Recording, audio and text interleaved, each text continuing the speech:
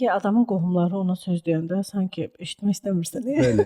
O səs bizdə axı var burada. Eşitmək istəmirsən. Çünki o anda onu hələ də onun beynində anası ana obrazındadır da, onun qəhrəmanı deyil ki, oradan çıxarsın. Və nə olur?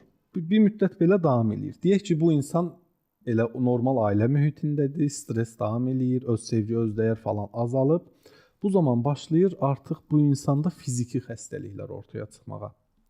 Başlayır ürək damar sistemi pozulur, başlayır panik atak yaranır, nevrozluq yaranır, yəni əsəb gərginlik və daxili gərginlikdən bilirsən nə olur? Oturur deyir bədənimə bir qızışma gəlib.